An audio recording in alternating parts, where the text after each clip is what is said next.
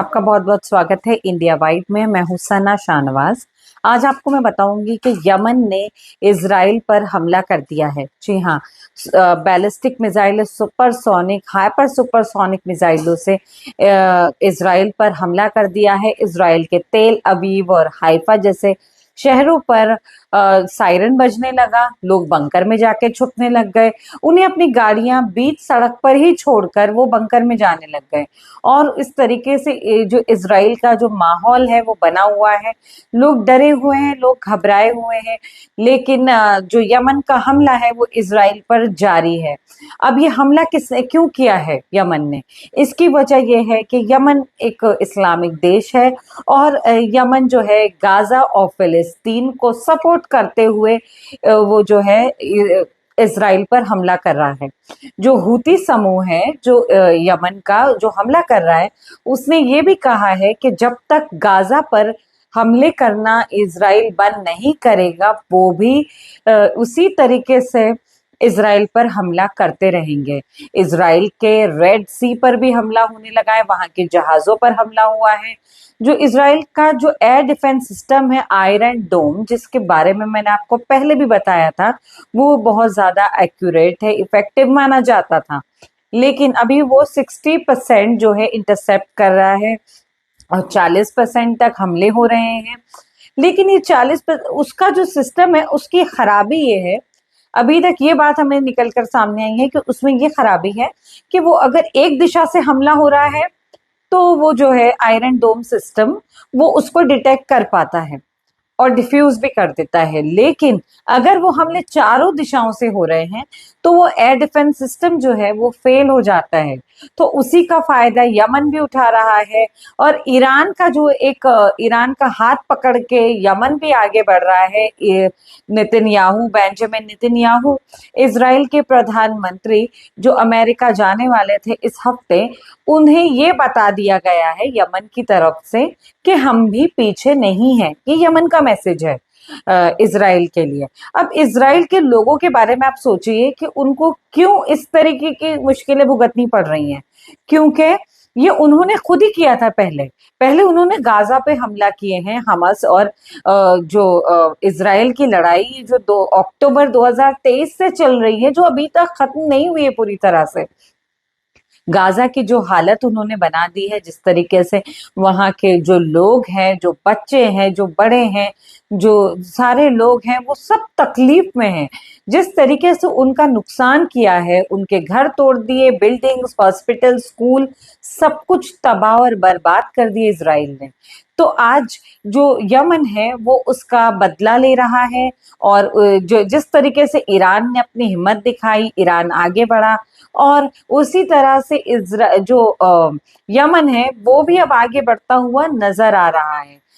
अब देखिए, इजराइल के साथ तो अमेरिका जैसा सुपर पावर देश है, लेकिन बाकी देशों के साथ अब उन्हें एक कहीं ना कहीं इस्लामिक देशों को ये फील होने लगा है कि आयतुल्ला अली खामिनाई जो ईरान के सुप्रीम लीडर हैं, उनकी हिम्मत देख के उनके अंदर थोड़ी हिम्मत आई।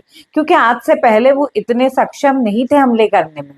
लेकिन अब जो आयतुल्ला खामिनाई का जो लेवल हो गया है वो यही हो गया है कि भाई वो एक लीडर की तरह पूरी दुनिया के सामने आए हैं। तो उसी तरीके से वो लोग भी हमला कर रहे हैं। और अब देखिए, लोगों की परेशानी है ये।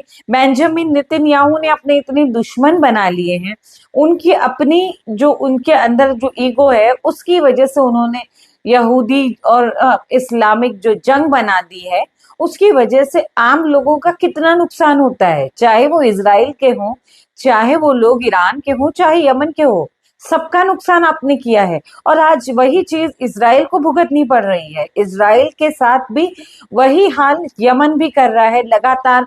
मैं आपको बताती हूँ कब कब ये हमले ईरान ने यमन ने जो है इजराइल पर किए हैं। ये हमला जो है 26 दिसंबर को भी किया गया था यमन की तरफ से 2024 में। और उसके बाद 27 दिसंबर को ईरान ने जो है इजराइल ने इसका जो पलटवार किया था यमन के हमले का। उसके बाद 3 जनवरी को 2025 में भी यमन ने एक और बार हमला किया। जो हूती समूह है वहां का, वो हमला करता है बैलिस्टिक मिसाइलों से, हाइपर सुपरसोनिक से। फिर उसके बाद 30 मई को भी हमला किया गया तेल अवीव में, जब एक फुटबॉल मैच चल रहा था जहां 30,000 से ज्यादा लोग थे, वहां भी हमला किया गया मिसाइलों से। तो ये उन लोगों को, ये आप ये सोचिए, जो इसराइल है वो इतना ज्यादा, इतना बड़ा नहीं है। हमारा एक जो स्टेट है, समझिए आप, मध्य प्रदेश हो या उत्तर प्रदेश हो, उनके जो जिलों के बराबर जो होते हैं उतनी ही वहां पे पॉपुलेशन है।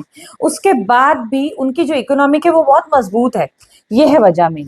लेकिन उसके बाद भी जो इजराइल है वो अपने दुश्मन हर तरफ से बना रहा है, क्योंकि उन्हें लग रहा है अमेरिका उनके साथ है। उस भरोसे पर अमेरिका के जो उस पे वो इतना ज्यादा अपने दुश्मन बना रहा है। अब ये सोचिए, अमेरिका भी जो है बहुत ही होशियार है, अमेरिका के डोनाल्ड ट्रंप, वो भी नहीं चाहते हैं कि जो खाड़ी देश है इनके बीच में सब मामला ठंडा रहे, सब कुछ ठीक रहे। अगर सब ठीक रहेगा तो वो सब एकजुट हो जाएंगे और वो अमेरिका पे भारी पड़ने लगेंगे। उनके पास जो है बहुत ज्यादा जो तेल और बहुत सारे रिसोर्सेज हैं, ये बात है। लेकिन अमेरिका को ये नुकसान हो सकता है, तो इस वजह से जो है जो अमेरिका है वो नहीं चाहता है कि इनके बीच में सब कुछ मामला ठंडा रहे।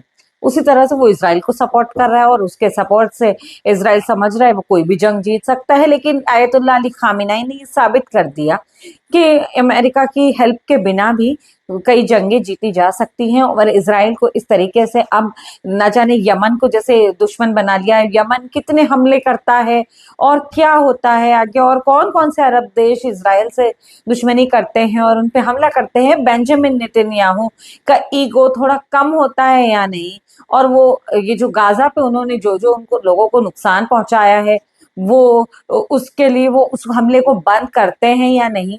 अब ये देखने को हमें मिलेगा कि क्या होता है आगे। लेकिन आप इस बात को इसी तरह से समझ लीजिए, जैसी करनी वैसी भरनी। जैसा इसराइल करता रहा वैसे ही उसके साथ भी हो रहा है। क्योंकि अब इसराइल अपना चाहे जितना ही बंदोबस्त कर ले कि क्या हो रहा है, कि हमारे यहाँ उनके यहाँ कोई हमला होने वाला होता है तो वो पहले उन्हें तैयारी करनी पड़ती है कि भाई कोई मिसाइल गिर गई तो आप इतने दुश्मन बना ही क्यों रहे हो? क्यों आप लोगों के साथ, आप दूसरे देशों के साथ सही नहीं हो? क्यों आप इस्लामिक देशों के साथ दुश्मनी कर रहे हो? और आपने करी है तो फिर आपको भुगतना भी पड़ेगा, उसी तरह से जिस तरह से ईरान ने जवाब दिया, यमन ने जवाब दिया। अब न जाने और कौन कौन से देश सामने आते हैं। खबरों में हमारे साथ बने रहिए इंडिया वाइब पर। Thank you.